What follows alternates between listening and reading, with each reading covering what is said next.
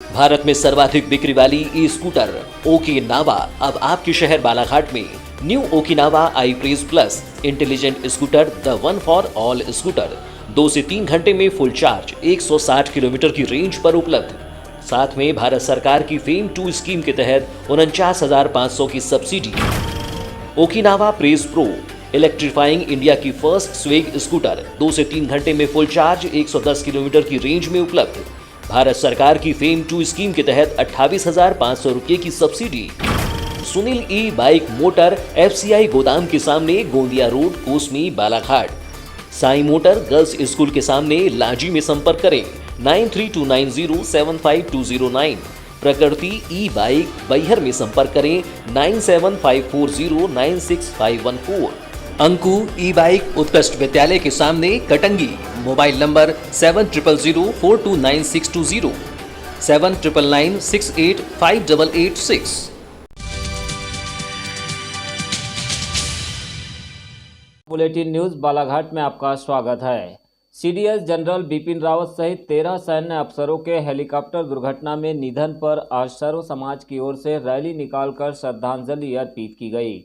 नगर के कालीपुतली चौक से निकाली गई श्रद्धांजलि रैली में भाजपा के कई नेता और व्यापारियों के साथ युवा और NCC कैडेट्स भी शामिल हुए, जहां उन्होंने मेन रोड से शहीद चंद्रशेखर प्रतिमा स्थल तक पैदल मार्च करने के बाद सभी शहीदों को मोमबत्ती जलाकर श्रद्धांजलि अर्पित की। भाजपा के युवा नेता सुरजीत सिंह ठाकुर ने कहा कि यह घटना हमारे राष्ट्र के लिए बहुत बड़ी क्षति है, जिसकी पूर्ति हो पाना असंभव है। इसी को लेकर आज बालाघाट नगर के सभी राष्ट्रभक्तों ने कैंडल मार्च निकालकर शहीदों को नमन किया। तमिलनाडु के कुन्नूर की पहाड़ियों पर हेलीकॉप्टर दुर्घटनाग्रस्त होने पर शहीद हो गए। यह हमारे राष्ट्र के लिए, भारत माता के लिए, सभी राष्ट्र के निवासियों के लिए एक बहुत बड़ी क्षति है, जिसकी पूर्ति हो पाना असंभव है। आज ऐसे वीर अमर शहीदों को श्रद्धांजलि देने के लिए बालाघाट नगर के सभी राष्ट्रभक्तों ने मिलकर एक कैंडल मार्च सुभाष चौपाटी कालीपुतली चौक से लेकर हनुमान चौक तक निकालकर शहीद चंद्रशेखर आज़ाद जी के चरणों में आकर दीप प्रज्वलित कर अपनी मौन श्रद्धांजलि रखकर हम सब ने श्रद्धांजलि अर्पित की। और हम सब राष्ट्रवासी यही प्रार्थना करते हैं कि किसी भी हमारे सैन्य अधिकारी और जवान के साथ इस तरह की घटना भविष्य में ना हो, और इस दुर्घटना में जो शहीद हुए हैं, ईश्वर उनकी आत्मा को अपने श्री चरणों में स्थान दे। राजकुमार रायजादा ने कहा कि बिपिन रावत के नेतृत्व में जिस तरह से पाकिस्तान बॉर्डर और चाइना बॉर्डर में सैनिकों के द्वारा कार्य किया गया, यह शुभ चिन्ह था, लेकिन अचानक हमने दुर्घटना में CDS रावत को खो दिया। इसी की याद में आज श्रद्धांजलि सभा आयोजित कर उन्हें नमन किया गया। ऐसे कठिन दौर पे एक ऐसा व्यक्तित्व जिसके रहने से यह देश अपने आप को निश्चिंत महसूस करता था, जिन्होंने क्रमशः, चाहे वो डेकराम की सीमा की बात हो चाइना की, चाहे पाकिस्तान बॉर्डर की बात हो, चाहे कश्मीर में पत्थरबाजी की घटना हो, इन सभी पे जिस तरह उन्होंने विजय प्राप्त की थी, वह देश के लिए एक बहुत बड़ा शुभ चिन्ह था। ये बड़ा दुख का विषय है कि अचानक हेलीकॉप्टर दुर्घटना में हमने अपने CDS जनरल बिपिन रावत को खो दिया है, और यह हमारे लिए, हमारे देश के लिए एक बहुत बड़ी क्षति है। हम सभी इस कठिन दौर में एकता का परिचय दे, अपनी अपनी श्रद्धांजलि दे, देश की अखंडता को बनाए रखने में अपना सहयोग प्रदान करें।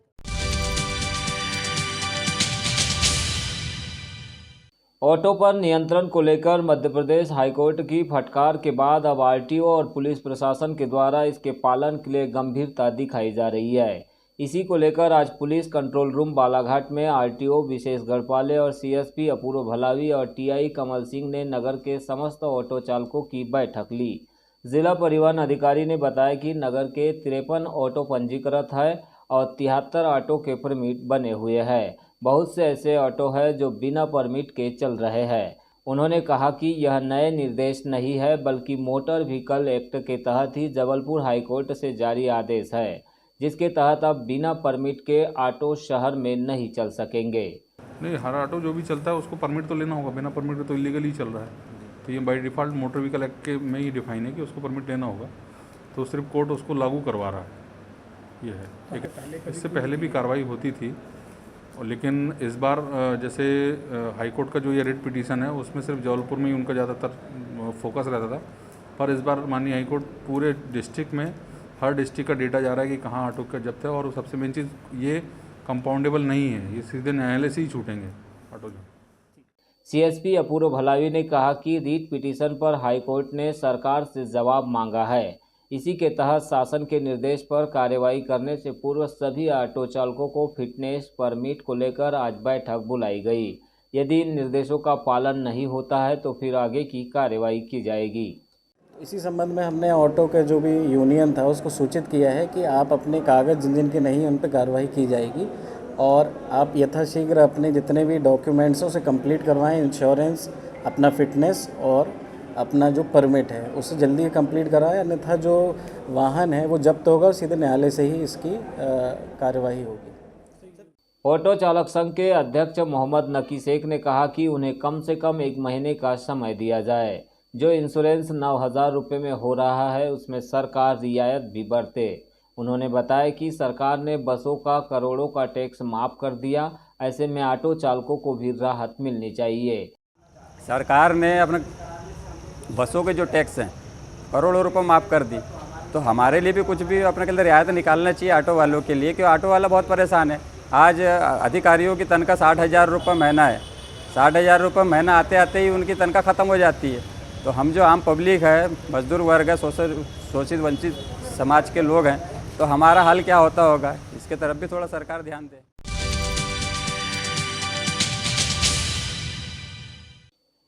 भाकपा माओवाद जोनल कमेटी की ओर से 10 दिसंबर को महाराष्ट्र, छत्तीसगढ़ और मध्य प्रदेश के बालाघाट जिले में बंद के आह्वान का संवेदनशील क्षेत्रों में आंशिक असर दिखाई दिया। खासकर बिटली, मछुरदा, देवरबेली, डाबरी चौकी के अंतर्गत विभिन्न गांवों में दुकानें और छोटा मोटा व्यापार बंद रहा। नक्सलियों की चेतावनी के चलते इस क्षेत्र में किसी ने भी दोपहर बाद तक अपनी दुकानें नहीं खोली। खासकर बिटली चौकी में सभी दुकानें बंद रही। वहीं लांजी से साले टेकरी मार्ग पर चलने वाली बसें पूर्णतः बंद रही।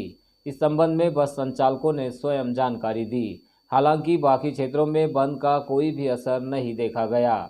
आपको बता दें कि महाराष्ट्र के गढ़चिरौली जिले में बीते माह पुलिस नक्सली मुठभेड़ में मारे गए सेंट्रल कमेटी के 26 सदस्यों की याद में नक्सलियों द्वारा बालाघाट जिले में लगातार आगजनी कर बंद का ऐलान किया जा रहा था।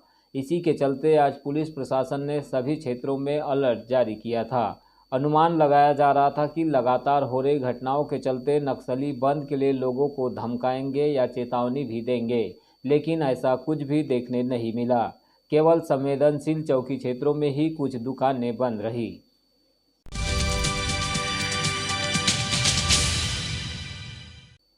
मध्य प्रदेश श्रमजीवी पत्रकार संघ और रॉयल क्रिकेट एकेडमी के संयुक्त तत्वावधान में सहयोग हॉस्पिटल एवं रिसर्च सेंटर गोंदिया द्वारा प्रायोजित इंद्रजीत प्रीमियर लीग में 8वें दिन 2 मुकाबले खेले गए। पहला मुकाबला बैंडिट बॉयज़ और सीएसके के मध्य खेला गया, जिसमें सीएसके ने 7 विकेट के नुकसान पर जीत दर्ज की। इसी तरह दूसरा मुकाबला ब्लास्टर बालाघाट और C9 बॉयज़ के बीच खेला गया, जिसमें ब्लास्टर ने पहले बल्लेबाजी करते हुए 3 विकेट के नुकसान पर 177 रन बनाए। राहुल बोधी ने 50 रन और अंतर सिंह ने 60 रनों का योगदान दिया। वहीं जवाबी पारी खेलते हुए C9 ने 1 विकेट के नुकसान पर 177 रनों के विशाल स्कोर को प्राप्त कर शानदार जीत हासिल की। C9 ने मात्र 13 ओवर से पहले ही यह मैच जीत लिया। बल्लेबाज वैभव चांदेकर ने 115 रन बनाए, जिसमें 12 चौके और 9 छक्के शामिल है। टूर्नामेंट को लेकर श्रमजीवी पत्रकार संघ के अध्यक्ष इंद्रजीत भोज ने बालाघाट न्यूज़ से चर्चा की। आईपीएल सीजन फर्स्ट का उद्घाटन 3 तारीख से हुआ है, जिसमें 7 ऑनर हैं और अभी तक 18 मैच हो चुके हैं। आज का मैच जो खेला जा रहा है वो C9 Kings 11 versus Balaghat blaster के बीच में हो रहा है। मध्य प्रदेश श्रमजीवी पत्रकार संघ एवं रॉयल क्रिकेट एकेडमी के संयुक्त तत्वावधान में आईपीएल सीजन फर्स्ट का उद्देश्य चाहिए कि बालाघाट जिले की खेल प्रतिभाओं को एक प्लेटफॉर्म प्रदान किया जाए। हमारे बालाघाट जिले में ग्रामीण स्तर पर एक से एक क्रिकेट खेल के खिलाड़ी हैं जो बहुत अच्छा खेल का प्रदर्शन करते हैं, लेकिन उन्हें उचित टूर्नामेंट नहीं मिल पाते। उन्हें अच्छा प्लेटफॉर्म देने के लिए वो अच्छे खेल का प्रदर्शन कर सकें, इसी परिप्रेक्ष्य में हमने ये IPL सीजन फर्स्ट का आगाज़ किया है। और निसंदेह इस टूर्नामेंट की गूंज चारों तरफ हो रही है और आने वाले समय में बालाघाट के खिलाड़ियों को मध्य प्रदेश स्तर पर, राष्ट्रीय स्तर पर और अंतर्राष्ट्रीय स्तर पर खेलने का मौका मिलेगा। पत्रकारिता क्षेत्र से जुड़े होने के साथ साथ खेलों के आयोजन को बढ़ावा देने का क्या उद्देश्य है? देखिए, मैं खुद एक खिलाड़ी हूँ और पत्रकारिता विगत 20 वर्षों से कर रहा हूँ और इन 20 वर्षों का मुझे कटु अनुभव है। जो कार्य यहाँ के नेताओं को करना चाहिए था या बड़े बड़े व्यापारिक संस्थाओं के मालिकों को करना था, वो नहीं कर पा रहे हैं खेल प्रतिभाओं को प्रोत्साहन देने के लिए। इसलिए मैंने पत्रकारिता के साथ साथ समाज सेवा के क्षेत्र में भी कार्य करने का प्रण किया। तो कोई क्या एकेडमिक भी है जिसके माध्यम से खिलाड़ियों का चयन होता हो स्टेट लेवल? जी हाँ, बालाघाट में रॉयल क्रिकेट एकेडमी है, हम उसके माध्यम से कार्य करते हैं। अभी तक कुछ सफलता है एकेडमी की ओर से? अभी तक तो बड़े स्तर पर सफलता नहीं मिली, लेकिन बालाघाट के कुछ लड़के बालाघाट से बाहर जाके रणजी ट्रॉफी में खेले हैं। हालांकि वो बेंचर्स रहे, लेकिन वहाँ तक मुकाम हासिल करने का प्रयास किया उन्होंने। आने वाले समय में ये जो एकेडमी हमारी और एक एकेडमी देवधर एकेडमी है वाराणसी में, वहाँ भी अच्छा प्रयास चल रहा है खेल प्रतिभाओं को आगे बढ़ाने के लिए। तो हमारा प्रयास यही कि बालाघाट खिलाड़ी आगे बढ़े, जो खेलेगा वो आगे बढ़ेगा और जो मैदान में वो हर मैदान में है।